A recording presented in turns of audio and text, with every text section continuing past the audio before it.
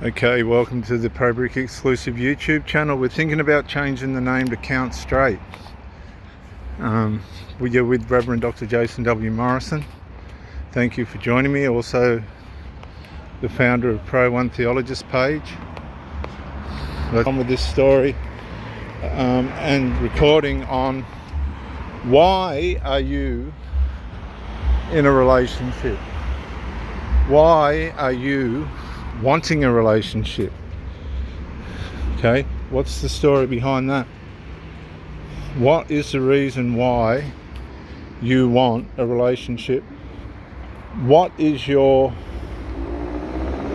determination level within a relationship? Everybody's got a determination level outside of limerence. Limerence being the honeymoon, the technical scientific term for the honeymoon stage. What is your determination stage after limerence? You have to know, because it's only fair to let the other person know how long you're going to last. A lot of people their flaws and faults don't come hooked, which is narcissistic. For those that don't know, that's narcissism. Can't keep your determination that you start with in a relationship. Now let's try and cross the road without getting killed. Limerence is the dopamine fix that you get when you first start a relationship. It's all the excitement and the thrill of something new. It happens to everyone. It does wear off, even with drugs. People use drugs for the dopamine hit, but the longer you use the drugs for, the more you need the drug, because the dopamine receptors become used to the quantity of drug that you take, and the drug loses its potency on that person, and so the person has to take the drug more regularly. The drug becomes more of a problem than a fix, and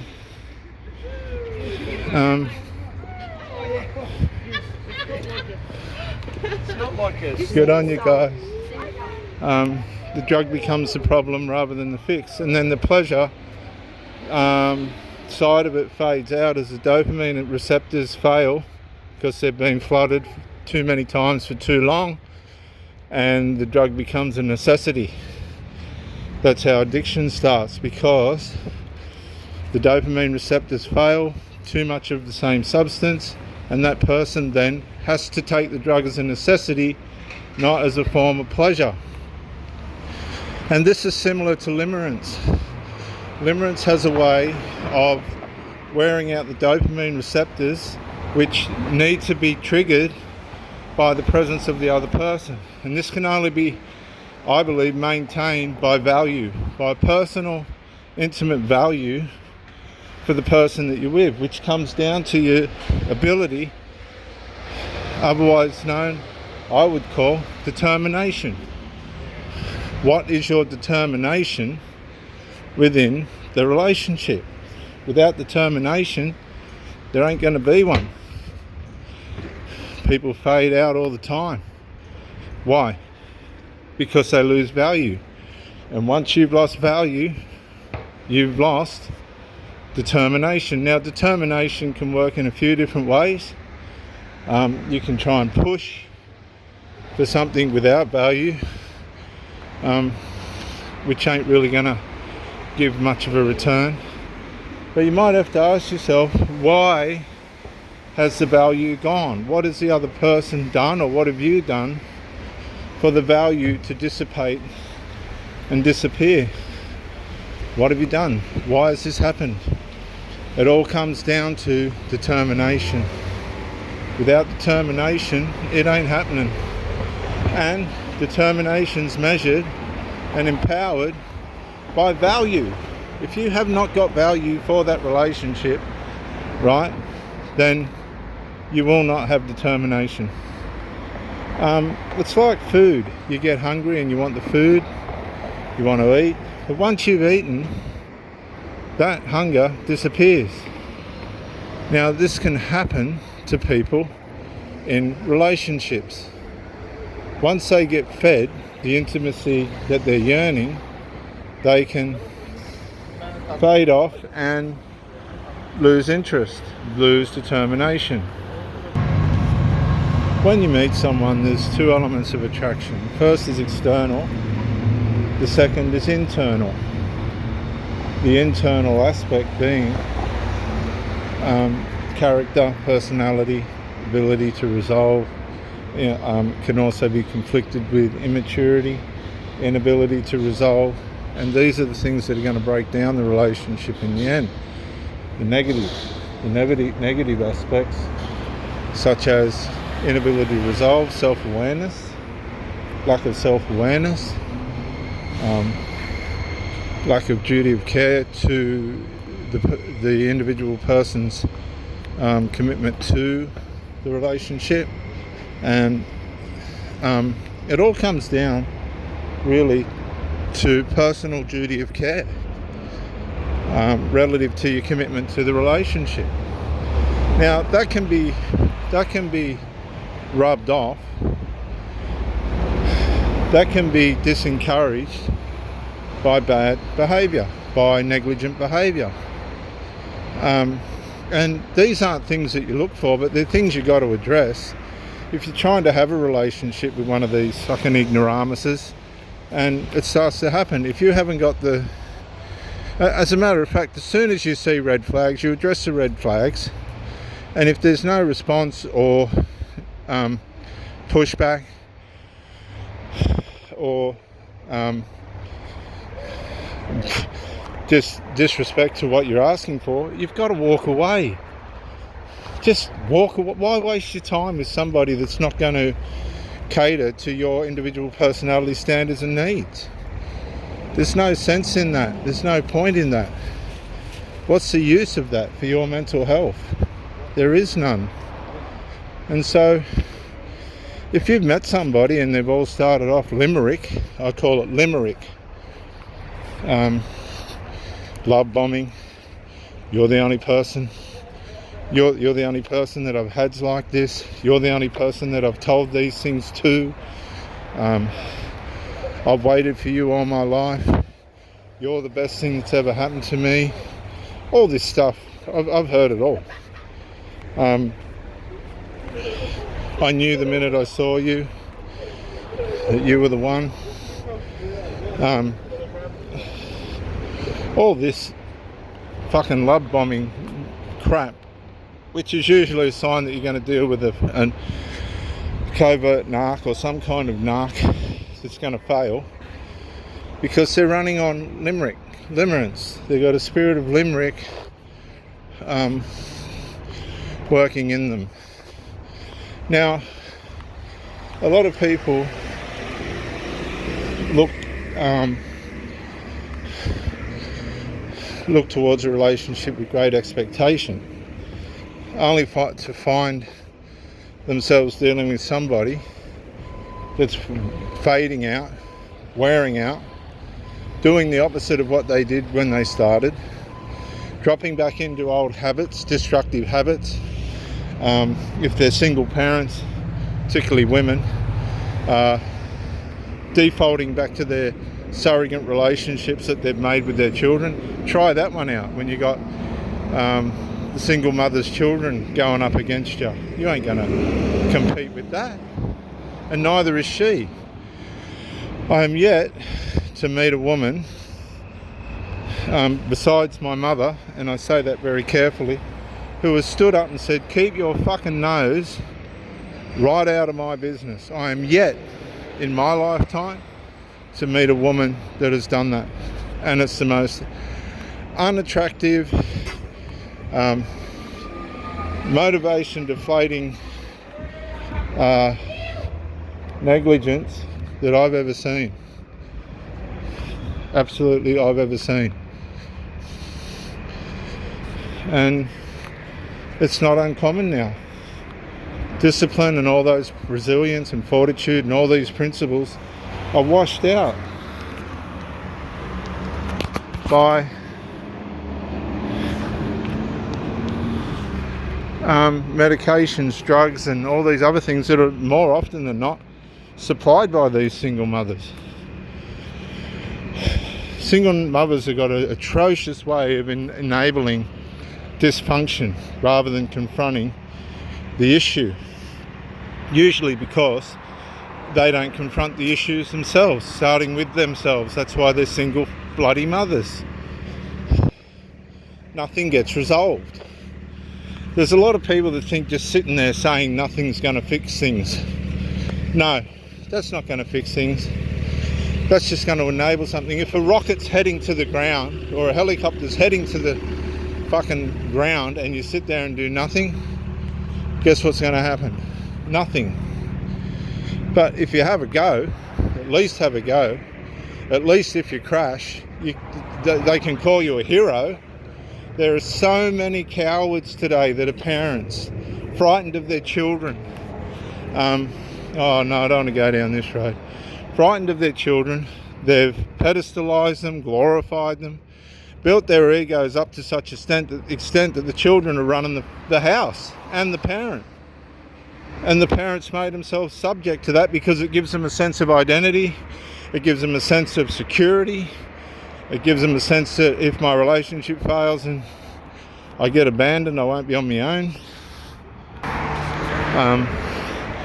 It's just a false source of allowance for slack, lazy character, for slack skills in resolve.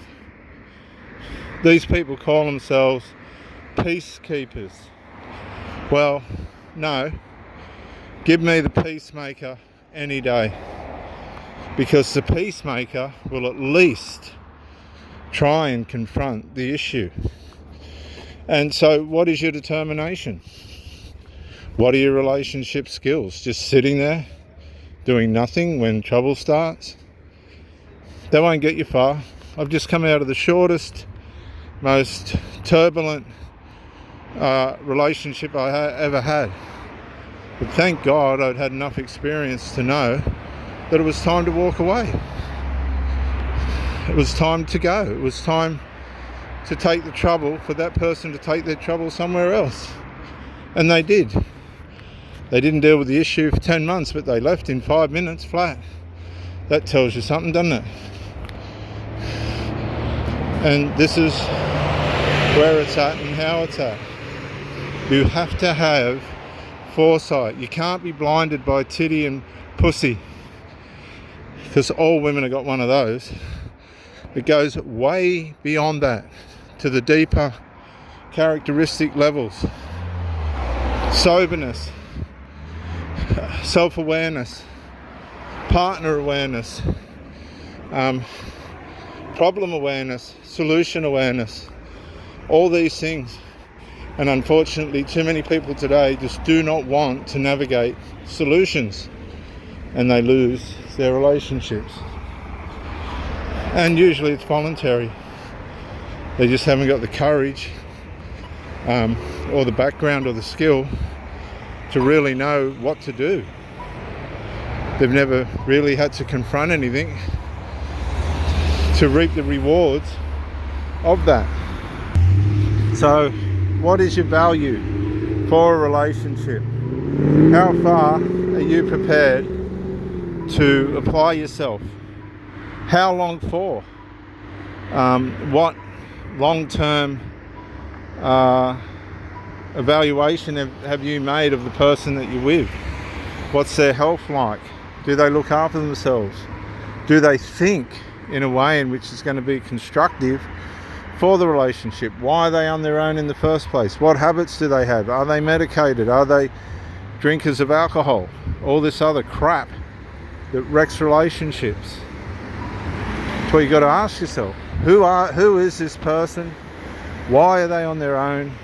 How did they end up that way? What have they done since? What have they learnt since? What's their relationship like with their children? How do their children behave? What are the characteristics of their children? Because that'll show you the limitations of the parent. The more egotistical and arrogant the parent, the more the child, the more dysfunctional the parent. That's just how it works. There's no other way of saying it. That's just how it works. So you've got to look at all these things, because once you go in, if you're not red pill, you're going to be bonded to this person, because most blokes just do their nuts over anything, and then suffer the consequences of a wrong soul tie when the arse falls out of it all. And it will be 1 month, 3 months, 6 months, 12 months, 24 months, whatever. If the person hasn't got the staying power, characteristic, personal presentation of themselves to remain attractive, psychologically, emotionally, physically and spiritually, and the characteristics to sustain that, then what are you really expecting? If they're prone to interferences and giving way to those interferences, what are you expecting from that person? You can't expect too much. Long-term determination to protect the relationship in a way where interferences and disingenuous characteristic flaws can interrupt it. You've got to stand in a way in which your value for the relationship, not at the cruelty of anybody else, but by putting boundaries around these people that interfere, is effective in a way in which your relationship is sustained and lasts.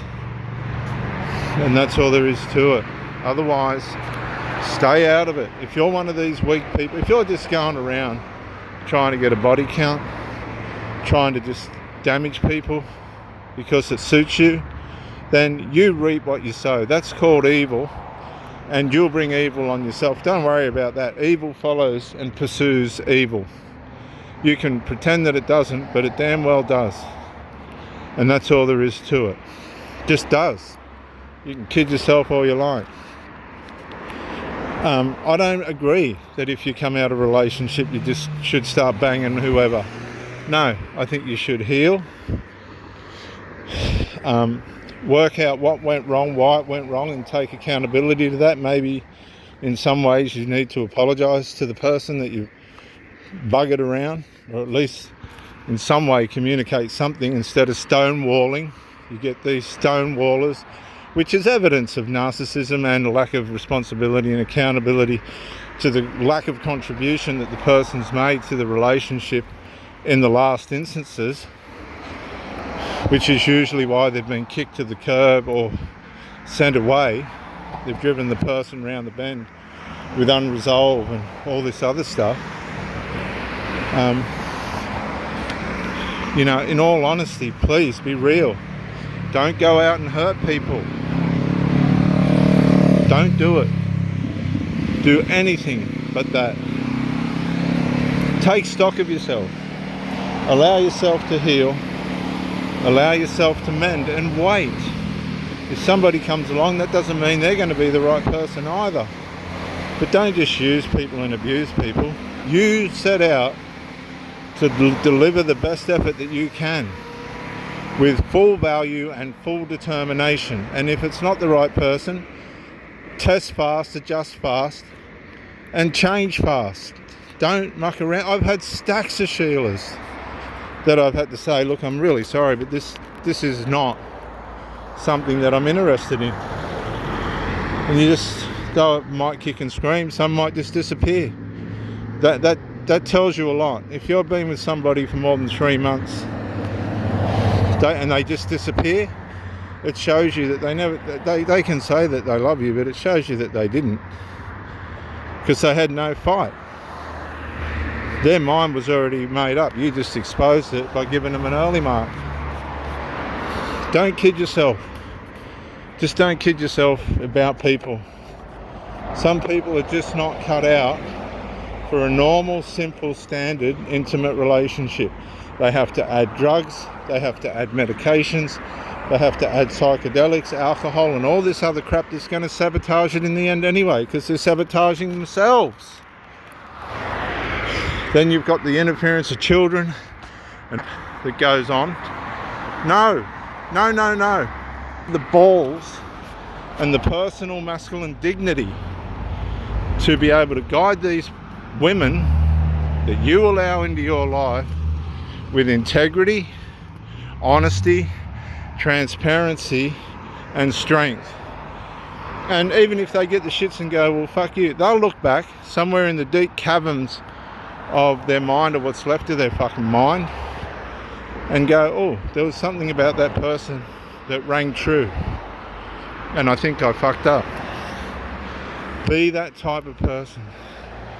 Have the power to be able to be honest and sink in, or equally be honest and walk away. This is Reverend Dr. Jason W. Morrison, theologist, on the ProBrick exclusive YouTube channel, founder of the Pro One Theologist YouTube channel. Bye for now.